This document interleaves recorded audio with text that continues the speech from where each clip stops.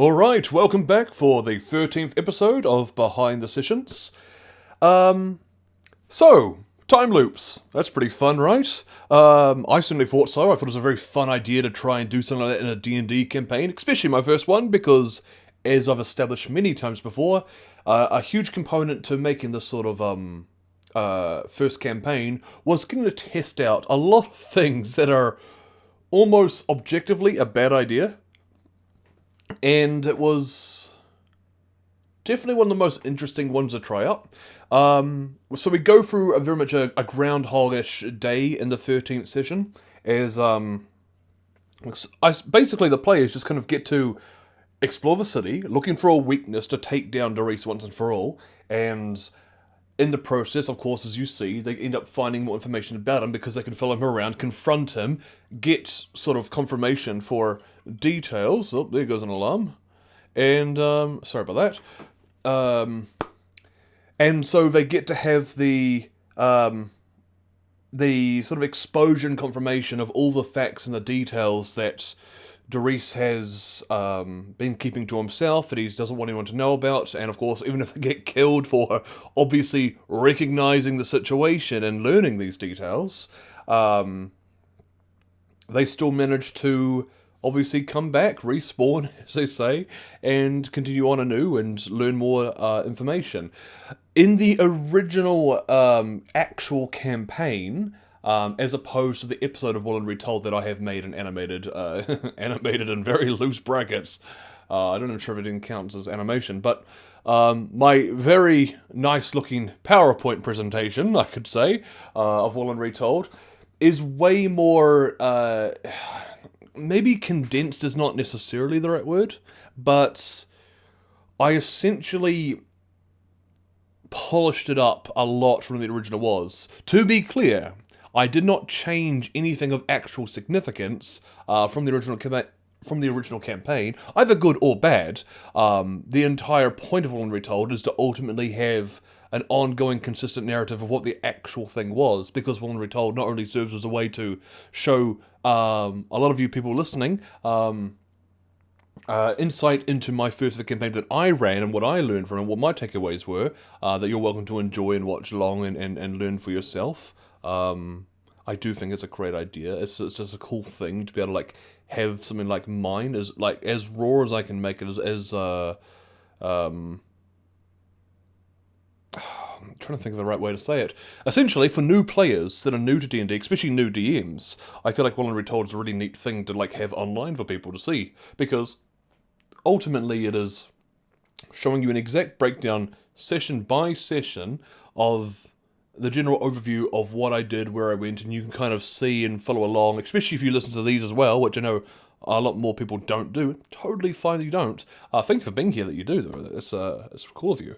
Because this is just unscripted monologuing for about 30 minutes most of the time, so, you you must be very generous to give up your time to listen to each one of these things. Anyway, enough kind of downplaying the advertisement of the exact thing you're listening to.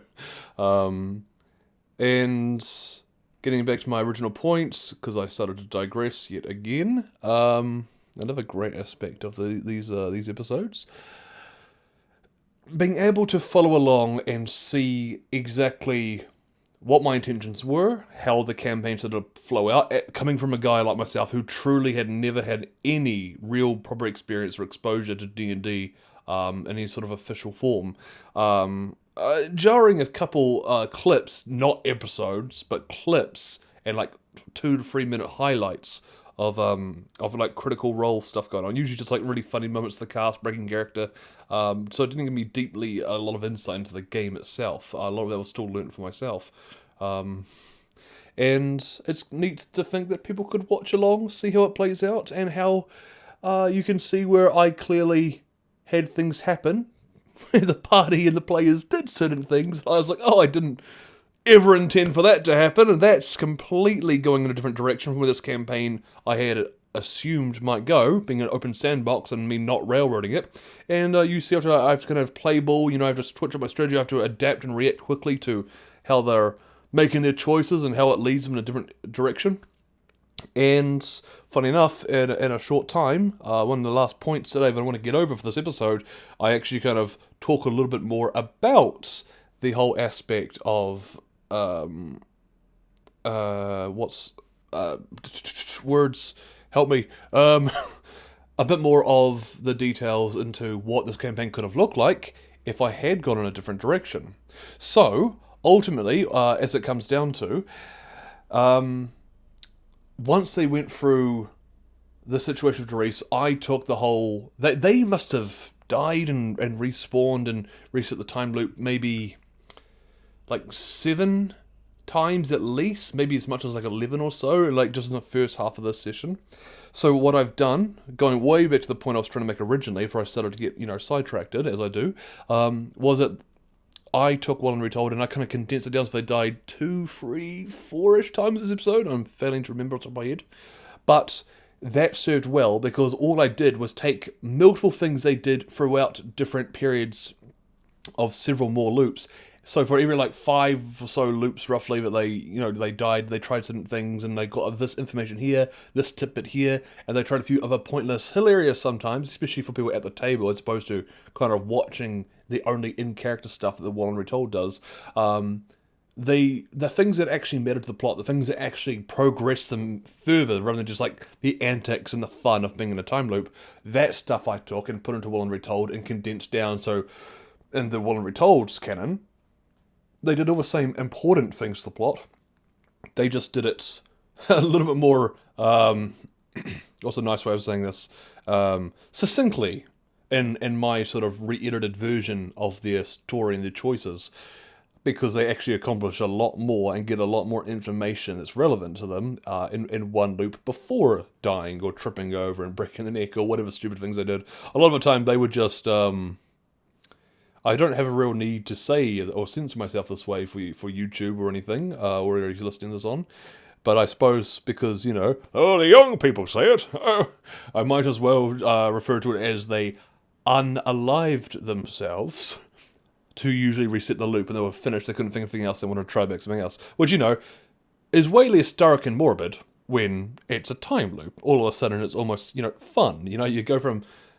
Well, you know what, let's not go into examples about how it could have been dark previously before the context makes it funny instead, because that would be a whole can of worms. Right, so moving on from that awkward point, there is... That's right, the last thing on that sort of point of reference, it's starting to rain outside. I am very sorry if you can hear that against the window. I truly hope you can't. If you can hear the rain, just chalk it up to me as like some nice background ASMR stuff as a part of his voiceover, I suppose. I don't know.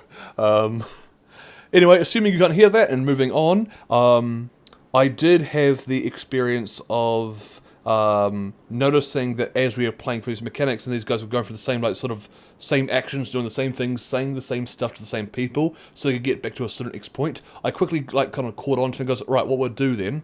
In fact, maybe I'm misremembering, because I've seen it was a few years ago.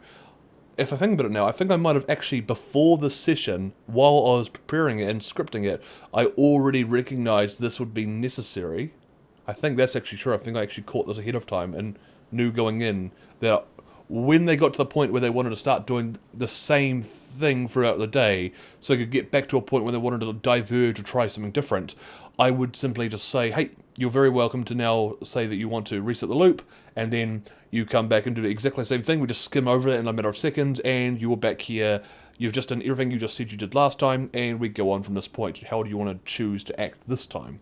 And that was, first of all, bloody helpful for them. They quickly voiced how much they appreciated that I didn't make them redo everything, redo every role-play encounter and go for that whole shit show, essentially.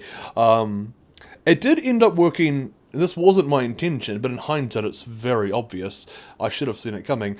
By doing that the way that I did, I essentially turned the game into like a fun short-lived, which is probably for the best, but for a short while it became like a quick save feature, where they could essentially just quick save, so to speak, do something and see if it went anywhere, and then if it didn't, they just kind of reset back to the point before they saved and just start over again. That was fun. That was cool. This wasn't something I was supposed to cover as a point before I made this video, when like I was getting an idea of what I'm going to say for this episode. It's just something that occurred to me right now, and it's kind of touching on the point of, if you are like a DM watching this, or that you're interested as a player about DMing, and this is for some reason where you come, thank you by the way, if for some reason you choose this to be the place you come to listen to this lunatic just rant on for like these many minutes just talking about this stuff, then it's worth pointing out, if you want to try time loop stuff itself in the same way, it was hard work. A lot of the stuff that I do, because I try to prep a lot and do a lot of planning ahead of time. I have the luxury of time and the affordability to be able to do that with my personal life. But even so, despite often having to spend many hours before every session throughout like the week or two leading up to it, planning out and going into a lot of detail, I did find this time loop especially hard to plan around, only because the planning that you do, if you want to do it well, I think, you have to get pretty meticulous. What that meant was, before the session was happening, I knew we were going to do a time loop thing, so I painstakingly, and I'm not going to lie, it's quite boring. There's a lot of fun things about being a DM, planning and preparing your sessions. This was not one of them, where I had to essentially kind of go through and map out every major NPC that they could encounter. Worst part is that they may never do so, but I still have to do the work just in case. Story of a DM's life, right? Especially a prepping one as opposed to an improv on the spot out the day.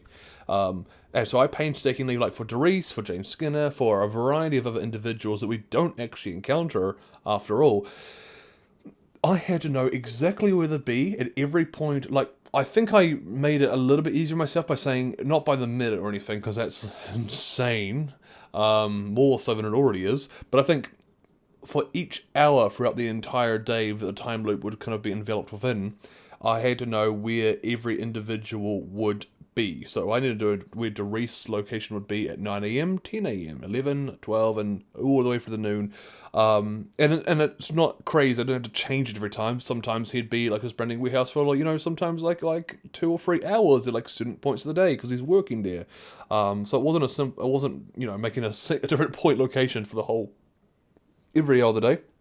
But it did mean I needed to have that information very clear in my head, had a very, very good idea in the back of my mind as I was playing throughout the session of the timeline of where characters are, what they're doing, and most importantly, keeping my mind on how as time is progressing. I think at certain points in the session I did kind of inform my players, hey, if you're going to do this, and that's totally fine, when you complete this action you're trying to do right now, and then this guy over here does this thing, by that point, that time together will pass another hour, it'll be another hour into the day.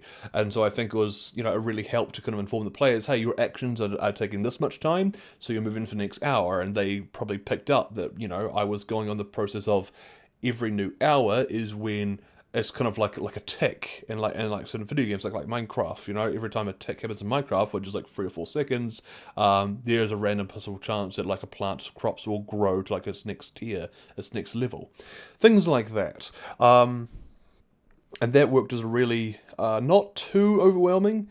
Certainly a lot of work and preparation going into it. Certainly had to stop and think for a second, have a little loading screen buffer in my forehead as I was going through it. But the players were very good about it, and they they didn't give me any grief, which was very much appreciated. I'm sure they could recognize that this was probably they could see this is not the easiest thing to kind of run as a DM. A continuously repeating time loop where every NPC has to have the same reaction, same sort of cadence, the same sort of everything every time you redo a roleplay thing that's already happened once. You can improv the first time a little bit and kind of make out that conversation, but provided they don't change up their answers, then you need to make sure you reset and keep those moods and blah blah blah, which is very interesting when you have the quick save feature coming in, and sometimes Dariss is ragingly angry and trying to kill them because I've just really peed him off, and then the next second, 20 seconds later in real life for me as a DM, I need to go from the mindset of Dariss being angry and furious and trying to murder them to succeeding, because he is incredibly strong compared to the party at this point, hence the time loop being so necessary. And about 20 seconds after I've said, "Alright," and it kills you in this bloody rage, and like he shoves his hammer right through your throat, something like that. And all of a sudden, the players tell me, "Okay, cool, we just want to go back to this point and go again," and before he's angry and we want to say something else so we don't pee him off. And then boom, we're back in the game. 20 seconds later, IRL, and I am suddenly playing a Dariss who is surprised to see them, but not furious or miserable, and I just kind of completely go back and kind of reset the character and change my entire mental state. I can't just kind of follow that consistency along like I usually get accustomed to doing when I usually do a session. So things like that. There's a lot of fun to it. Anyway, sorry, going very much into the time loop thing. It's an interesting mechanic and a fun thing to play out, so maybe a few people listening to this will appreciate me giving that much detail and ideas that might inspire you to try something similar in your own campaigns, or pester your DM to try for you if you want. Just know that you're asked to do a lot more homework than usual, because this stuff is very hard to do well and properly without investing a lot of time. So the next thing is significantly shorter in nature, because it's something that I can't really touch upon so much, so hopefully it's going to help keep the episode moving along a lot quicker now. And that is Dariss and his very, very questionable choice that he made on behalf of his sister, and lied to her for so many years. I can't touch a lot of this, because a lot of this is sort of spoilers, and there's more to the story that we'll find out later on, as is kind of implied in one of the last frames of them arguing with each other before we kind of teleport the party over to Labrie. Dariss obviously has developed some of this overprotective nature towards his only living blood-related family member. His parents are dead, basically. Maybe he's got some extended family, maybe there's more to that, but so I don't want to make any sort of grandiose statement, but his parents are both gone. Before his dad died, he and Jane, brothers and sister, they did not have a good time with their father, to put it simply, and to put it shortly, because I mustn't say any more because spoilers, but essentially, the dad's not a good dude. And Dariss, because of that, is very protective of his sister, and one might deep dive a bit too much at the risk of coming across as pretentious into his psychology, though then again, I am the one who made him, so I wrote out the psychology of his mind. So I guess I might still be pretentious about it, but I guess I technically do have the most legal standing and the most right of anyone to be able to speak to him, because he's, I guess in some way, a creation of my imagination. This is a weird thing to think about. I just try to view him as people, but technically, yeah, he's an accumulation of my words and ideas and thoughts all bound to a tight little package to make an individual person, and air quotes, that exists fictionally. So, yeah, that's there you go. I said I might get pretentious, and immediately I way overcomplicate the idea of making up a fictional character. There you go, didn't take long at all. Anyway, getting back on topic, because I'm not good at doing that today, apparently. As opposed to every other day when I do so well, right? Dariss is this interesting individual who very clearly, the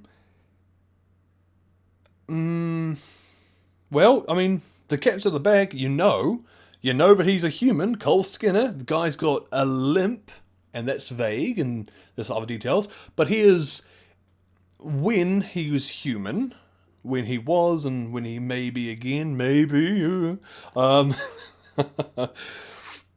he is not a particularly tall man, no shame in that whatsoever, but being small that he is, Stelton's nature, having some issues physically, and I don't mean his height, for God's sakes, I mean having the leg that he has, and other things that we may or may not find out about. He was obviously given a bit of grief and probably developed some sort of self-conscious feelings about his human form that he once only had. He didn't get born thinking he's going to be a shark man one day. And, he might have got bullied for it. He might have got a bit harassed. He might have, had people bigger than him not exactly be particularly kind or nurturing or fair to him because of his sort of disadvantage against them at the time. And so it's curious how we see that Dariss has been able to take both his sharken form as Dariss Toothtaker's alter ego by using the shark fin amulet alongside this warhammer, which not only makes it one hell of a weapon that you need to be as strong as his shark form to be able to lift in the first place, or have the belt. But with the teleportation thing, it gives him, so many more revenues and ways to kind of achieve a lot of things that he wishes to do. It opens up a lot of doors, almost literally. And altogether, he is a man who was once not a very powerful person, who has then become quite powerful. And that could be, right, as I was saying before, if you want to get pretentious about it, it could potentially have something to do, maybe, with not only wanting to be bigger and stronger because he feels insecure about how he was normally, but there's also, maybe his dad being a pretty shitty person, that he now has this sort of weird feeling, even after his dad has passed, that he needs to be very protective of his sister and not let anyone be able to hurt her. But he also does it to himself to an extent. Maybe a part of his horrible father is the reason why he is so protective of not only his sister, but clearly in a way protective of himself by empowering him with a lot of extra strength and power that he otherwise wouldn't have. And one day you may understand what I want to say at this point. I can't do so, and this is going to sound super weird and kind of annoying to anyone who's listening to this blindly and not knowing what I'm trying to imply here. But making a character like Dariss is kind of like a major villain for this campaign, and having that sort of psychology behind him makes for some extremely interesting opportunities to explore that in different perspectives later. And that's as much as I can say. I'm sorry if it's not enough to kind of give you something to go on, but maybe one day you will super duper appreciate how cool that is if I get the chance to be able to explain that to you guys. But anyway, focusing on the here and now, I think a good way of putting it is that Dariss, when it comes to this choice he's made about his sister, protecting her, air quotes, because he's right and he's wrong. I don't want to in any way say he's right to, lie to his sister's face for about 10 years and then, have her in this body that she never asked for that has ultimately affected absolutely everything about the personal life that she had. She was happy. He wasn't. And, well, sorry if I hit the mic. I wouldn't say he was unhappy before. In fact, I probably would say he wasn't unhappy, but he did have a lot of circumstances. I'm realizing right now how much I cannot talk about, so, that's not helpful for you guys. But essentially, Jane was very happy with her life. Dariss knew this, but he did things that would result in himself getting potentially chased and prosecuted. One really clear example is stealing from the Magical Emporium. Kind of a big deal when it's been thousands of years and no one's ever done it. And he's the first, makes him a bit of a target. There's a reason he doesn't want to go back to Labrie, until apparently he does. Just to burn it down. Or whatever. Maybe he doesn't want to burn it down. Alright, I'm being annoying now. I apologize. Point being, he did some stuff. He did some very questionable things. He did stuff that put a target on his back, and he was well aware that they might come after his sister if they can't get to him. So, he, fully knowing that what he's doing is really kind of, fucked up, to be honest. That's just really cruel from a student perspective, even if he is technically trying to save her life, and maybe he did save her life, because sure enough, she probably could have been an actual target. His concern for her safety, based on his actions, was certainly not a ridiculous fear to have. He was not overly paranoid. There's a good chance that, she would have died living her happy life that way. And whether or not she would have wanted that is a whole huge debate that I can leave for other people to have. But Dariss ultimately made that choice without telling her, lying to her, in fact, not just leaving her out of the information, but fully giving her the wrong stuff, telling her she has been cursed by the same curse he had, it afflicts the people around him, and it's caused it for her, and so she lost everything. She lost the man she loved because he was not all about the big sharkin, giant. I'm trying to think of what the kids say. The sort of the young people. Again, I'm just an old man trying my best here, but like big goth mummy or something like that. Saying it out loud from me is, as the kids would also put it, cringe. But sorry, I'm making myself laugh. But that's essentially the idea. That the wonderful Jane Skinner lost everything that she wanted, the life that she clearly had not always been a happy one, that she was actually enjoying, and he ruined it for her, all in the idea of keeping her safe. I'm not here to condone his actions. I'm not here to say he did right or wrong or anything like that. It's a bit obvious that I'm aware that that's a pretty extreme decision for him to make, and if you think that's like a bit going a bit far, you'd be right. He is technically the BBEG of this campaign, as far as we know, right? So there is that that thing about villains kind of needing to be a bit like villains at some points. And all that to say, in all truth and honesty, despite that, because I'm fully recognising what Dariss did with Jane is by far probably his worst offence we've seen him do. Well, I mean, he did murder a lot of people who are defenseless, on the street. So you know what? Maybe the more I think about it, maybe I'm kind of talking out my ass here a little bit. But he's done a lot of things. He's done a lot of things that are not fantastic, right? I think that we can at least say, even if I am very much underselling his actions. I do still maintain, and especially when you see more of the villains I've created, I think this will only further ring true in hindsight with that knowledge and context later. I do believe that Dariss is, at his core, a good man who is good at being bad and pretty bad at being good. Which I will fully admit does kind of sound like a quote out of Wreck-It Ralph, but I don't think it actually is, and that is coming from me, in my head. That's not a quote that I know from somewhere else. It might be one, and maybe my subconscious remembers it, but that's generally the breakdown of him. He's always got good intentions. He's got a good heart, deep down. He's got a whole lot of trauma and an extreme. He's just good at being cruel. He's good at hurting people. He was made to be a bad guy, but he never wanted to be one. He's not even trying to be one. He does things that a villain would do, pretty undisputably, like we just made these previous points of, and yet still, wonderful old Dariss is not trying to do them for malicious reasons. He's not really doing it for his own power. He's not really doing anything that he does for the reasons an actual villain making the same choices would. That doesn't change the ultimate effect of his outcome, right? That doesn't completely justify any of the things that he does. But that's the way he is. He's a flawed man trying his best, truly trying to do right by people, and he does a lot of good. A lot of it happens off screen, but there's enough implied that you kind of get the idea of it. He's not just a monster. But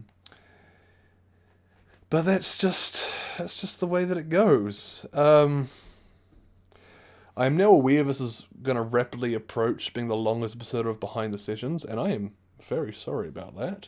I just don't know if I can actually bypass it, because there are two other points to make. One is just very simple, but the bigger point we should get to is ultimately coming down to the sandbox element. This is the thing that much earlier in the session I was talking about wanting to kind of touch upon as a way the campaign could have gone differently. And what that boils down to is the element of Labrie, essentially, compared to Dale. By going to Labrie, and then this being a sandbox campaign, open-ended, there's no railroads, I'm letting them go where they want, and the story unfolds around them, but that's not technically true, because in the true spirit of a sandbox, I actually want it to be that, and to be clear, I wrote it this way, that even when they weren't in certain locations or around certain NPCs, even if they never encountered them, those NPCs still existed before the player showed up. These ongoing issues and tensions and things that are happening, these points of conflict, are occurring with or without them. Like Skyrim, except you don't have to trigger every quest and every major conflict the second that you step into the place. It's like if you don't go to... Well, I don't want to spoil anything on Skyrim, for all 2 people on the entire planet that have not played it. But but yeah, essentially, in Labrie, this entire time, since the very first episode, all this time they weren't in Labrie, things were still happening there. Not like in extreme detail, but I was making notes of major things that were happening, certain points of conflict, and essentially kind of between every session, like in the notes and scripting, pointing out details like what is going to happen and what sort of things will occur in these other locations the players are at, so that way, if by any reason, because we know there's teleportation circles they can get between the city, which they've been utilising more in the second half of this campaign, they would be able to go over there and all of a sudden, boom, they find themselves in the middle of this interesting conflict. Now, they're very, very late into the campaign. It finishes on the 15th with a technical epilogue that comes after. So this is the 13th episode. They are almost finished this campaign, and they're only now getting kind of into Labrie enough and investigating to realise some pretty interesting things are starting to happen with the Pope kind of redirecting these individuals away. The leader of the city and the archmage of the city are both being sent on the same day to different locations far from here. Very odd and suspicious. Why does the Pope know about the Grave Lord? Good question. Very interesting. Why is he sending the Archmage after her alone? Don't know. Why'd she agree to it? A lot of questions. A lot of interesting things. The Pope is making some strange choices, and I wanted to be clear, as a DM, I do not want to completely have all these things happening off screen and give the players no opportunity to even be aware there's something they should probably be looking into or trying to stop. So the Ryuzaki element from earlier, when they decided to say their goodbyes, going to let him go at the end of episode 11, 2 sessions ago, was an opportunity for them to, as he invited them, Ryuzaki's like, hey, come with me, let's go back to my church in the city and go meet the Pope and do the whole thing and hand in this necromancer, which they could have done. Obviously, she made a choice that he did not want to risk being recognised by the Sunlight Church and the Pope and all that. Totally get that. It's just a shame that he wanted to be that cautious, as they wouldn't have no way to know what he looked like. Ryuzaki didn't recognise his brother as being a nocturnal just by seeing him, which, had they had that in mind when they decided to turn him down at the end of the session, that might have helped as a party as a whole, and Quentin playing she especially, they'd be like, oh, hang on, they won't recognise me on sight, so maybe I can go with them. But he didn't want to do it, and that's totally fine, and no way like dissing that. It just showcases that I was giving them an in earlier on, so a few sessions ago, like, hey, look, here's a Pope. He's slightly odd. What's these things that he's talking about, like planning in the background? Interesting stuff to follow up on, which could have led to now, 2 sessions later, of them still ignoring Labrie and not being involved in that. They're now seeing the Pope is doing some stuff, which they had an opportunity if they wanted to go and figure that out earlier. So, just giving our idea. I will say one of the biggest regrets when it comes to this sort of sandbox stuff is, and regret implies that I would go back and be able to change if I could. I can't change this because this is inherently a fundamental aspect / flaw of a sandbox story campaign, is that there are going to be some points they're going to lack a lot of like tension or build up, or and sometimes lack of climax, because the Pope, who apparently is up to something, and if he's going to play any sort of role near the end of this campaign, hint, hint, he might, then it is, I recognise, and it hurts my soul a little to know that this sort of Pope is coming in like randomly last second, and they're just hearing about him randomly, by a character, from off screen. They don't even see him, and he's going to be like actually significantly important to some extent near the end of the campaign because he's involved somehow in something that's going on. So it is a bit of a shame that, what can you do? You can't force the players to go where you can, actually, you totally can, but then it's not a sandbox. So my point just being is that people like the Pope, I think the Pope is going to be the biggest example I have of someone that you hadn't just by the choices they made in their sandbox open world campaign, they don't get to see kind of the build up to why he's doing what he's doing, his motivations, and he's just going to kind of show up and be like, "Hey, I'm here now. When I'm some sort of adversity to you. I'm some sort of antagonist of some variety." And I would love the ability to have more. In hindsight, maybe there's more I could have done. I certainly tried.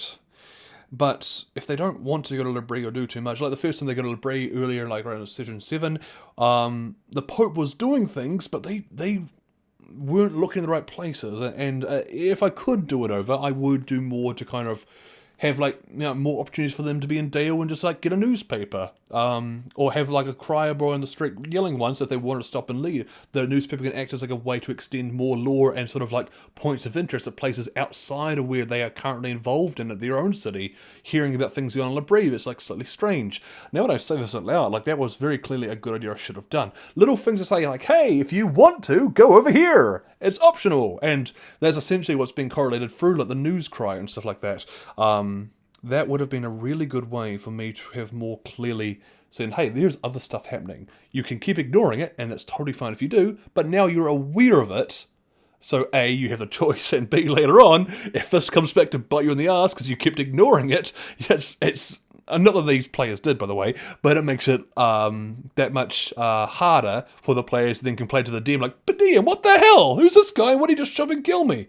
That sort of thing. To be clear, my players never ever complain about this. Is 110% something as a DM that I think about and reflect and goes, damn, I wish there's more they could have been able to see this sort of stuff coming.